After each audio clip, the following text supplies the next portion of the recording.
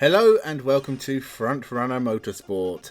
This was a very busy weekend with a lot of endurance racing, so forgive me for this video being a little late. Just not enough hours in the day to watch all this glorious racing.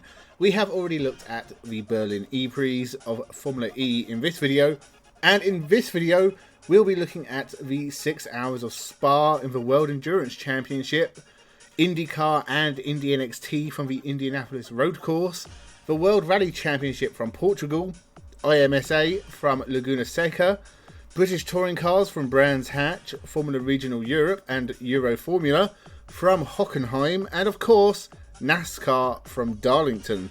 So with all that motorsport to get through, make sure you subscribe real quick and let's jump into the video. Let's start with the big one, the World Endurance Championship and the 6 hours of Spa, one of the best tracks in the world with the best series in the world right now. This was always going to be top class. Porsche led early on, continuing their supreme start to 2024. Our first big incident was an hour and a half in, when the Jota Porsche of Phil Hansen hit the GT BMW, taking them both out of the running. The WRT BMW was running pretty high up in class at the time. The first 3 hours saw the top 7 places intermittently filled with Porsches and Ferraris, but things started to go badly wrong for the Porsches. Christensen in the number 5 went off, a high speed off that brought an end to any chances they hoped to have. Ferrari took the lead from Proton Porsche with just short of 3 hours left, but the big crash involved El Bamba in the Cadillac running into the GT BMW of Sean Galil and doing huge damage to both cars. Happily, everyone was a-okay, but this was a scary one, and that meant a red flag and an hour of racing to go, minus a Cadillac and a BMW. It was during this period that Porsche managed to cycle back to the front, with the privately entered Jota Hertz Porsche beating the works Penske Porsche. Porsche dominating both classes, both Hypercar and GT ended in a Porsche 1-2, and both classes are being led by Porsche, with Manthey dominating the GT class. This was a great 6 hours of racing, the best race of 2024 so far, and we still have the 24 hours of Le Mans to come in just over a month's time. IndyCar from Indianapolis Road Course, this is the start of Indy 500 season, and the road course at Indy is a great way to get in the mood. Alex Palou was on pole as we got underway, safe place to be, as almost half the field ran wide. Christian Lundgaard took the lead from Palou, so an exciting start and an interesting race order after everyone got straight again. Colton Herta has had a good season, but he got bumped off the road early. This race was a strategy game. Alex Palou did amazing things on a set of used hards. That really made his race. He passed Lundgaard with about half the race to go. We got our first yellow with less than 20 laps left, with Luca Giotto parked up by the side of the road. Pretty simple end to the race. Alex Palou takes another win and leads the championship as we get to the Indy 500. Not the most exciting IndyCar race ever. Joseph Newgarden is having a pretty rotten year, and last year's Indy winner really needs a boost, and the 500 could be it. The other takeaway I have from this race was Colton Herta was top American in 7th place. 3 Kiwis in the top 6, along with a Spaniard, a Dane and an Aussie. IndyCar is more of an international series these days, just without the international races. We also had 2 Indy NXT races in support of the Indy cars at the Indy Road Course. No Josh Mason, the ex-Formula 2 driver, has already been sent packing. The first race wasn't too chaotic. Caio Collet had a very bad race after starting on the front row. He was penalised for blocking and had a spin. Lewis Foster was in second but damaged his front wing and had to replace it. And all that meant Jacob Abel was able to take yet another win, with Nolan Siegel behind him and Jamie Chadwick in third, proving she deserves to be there and getting a first Indy NXT podium. I'm sure she'll be racing in IndyCar soon. With 15 laps left, we got a safety car for Yevhen Sundaramovi, and with 5 laps left, Jordan Missig caused another, but it didn't change anything. Abel won race 1. Race 2, Jamie Chadwick's bad luck clearly hasn't left her completely. This time her race was ruined by a gearbox issue, but at least she has had her first podium. The second race was a cleaner one, but with a lot of fighting on track, with Lewis Foster challenging Caio Collet for the lead. He eventually got past and took his first win of the year, with Jacob Abel also following through for second, and the championship lead, having finished in the top 2 places in all 4 races so far. Next up, Detroit in a few weeks' time. The fifth round of the World Rally Championship took place in sunny Portugal, and we had all the part-timers from Toyota taking part this weekend, both Ogier and Rovanpera competing in Portugal, as was a returning Danny Sordo. Despite not being able to claim manufacturer points this weekend, it was Japanese star Takamoto Katsuta who led the early stages, but the top 8 were really very close. Only Gregoire Munster was not on the pace. That would change by the afternoon of the second day, but Wally of the Weekend award has to go to Elfyn Evans' co-driver Scott Martin, who left the pace notes at a timing checkpoint and had to read them off his phone. Elfyn Evans had a tough day and was not in the fight for victory. By day 3, it was a battle of the part-timers. Rovanpera led Ogier with Katsuta, Tanak and Neuville chasing. I still feel this is a real problem for the WRC. If Thierry Neuville or Elfyn Evans win this championship in 2024, it's only because Kalle Rovanpera and Sebastian Ogier ran part-time. Clearly, they are the better rally drivers. Until Rovanpera crashed, that is. Stage 11 and the Finn had binned it into a tree. That's a turn up for the books. Then WRC 2 leader Oliver Solberg had a big crash just a few metres further on. Both leaders out within arm's reach of each other. So what had started to look like a Toyota domination ended up a Hyundai win overall. Whilst Sebastian Ogier won again, Hyundai finished 2nd, 3rd and 5th, split by Adrien Fourmau, who was impressive yet again. Elfyn Evans ran into more trouble on the final day, so his weekend was basically a wash. Neuville has now gapped him in the title race. This was a big win for Sebastian Ogier, his career 60th and his 6th in Portugal. That's more than anyone else in the Portuguese rally's long WRC history.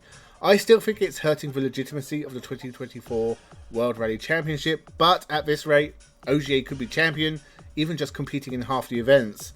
Next up is Italy in a few weeks' time. IMSA from Laguna Seca in a weekend of endurance racing spectaculars. We had another one here at Monterey. Just short of 3 hours of racing in the sun, it was a very clean race and a very close one. For the whole last half hour of the race, Nick Tandy was chasing down Jack Aitken in the Cadillac and just couldn't get past. The heart of racing Aston Martin was spun but managed to keep going, so we didn't even get a yellow for that. The win for the race was decided by back markers. Jack Aitken went the wrong way and Nick Tandy took the lead for Penske Porsche. Losing the lead means Aitken and Durrani are not in the lead of the championship, still trailing the Felipe Nasr and Dane Cameron pairing. Next round is in Detroit in a few weeks' time. British touring cars from Brands Hatch, round 2 obviously. Could Ash Sutton take his first win of the year? Well, he'd have to beat the 2 BMWs that qualified 1st and 2nd for race 1. Well, Colin Turkington led early on from Ash Sutton, who gave way to teammate Dan Camish, who was on soft tyres. It all went wrong for Adam Morgan, who started 2nd, but he tangled with Ronan Pearson. They both hit the barrier and went off at Druids. We did get some proper touring car racing here, as close as you like, and the title contenders were getting stuck in. Dan Camish then got a puncture as early as lap 8. This was a great opportunity for some of the slow drivers to pick up some points. Josh Cook caught Sutton and they had one of the most exciting battles I've seen in all of motorsport for a long time. Turkington took his 68th win and his first of 2024. Race 2 and again some fantastic battles between Cook, Sutton, Hill. Turkington pulled a lead because the 3 behind were fighting so fiercely. Unfortunately, this would be a terrible weekend for Jake Hill. In this second race, he dropped down from fighting for 2nd place to the edge of the points, and then ended his race in the Druids gravel with broken steering. The subsequent safety car ruined the lead Turkington had as well, so with 9 laps left we had a fight on our hands. But not for the lead. For 2nd, Ingram pulled a master move and got the place ahead of Sutton. Toyota's race was ruined by some daft scrutineering decisions.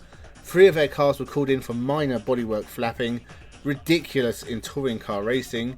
But onto race 3, the top drivers were having to make their way through the field, but Tom Ingram got a puncture at the halfway mark and Turkington was not making much progress, so advantage Sutton.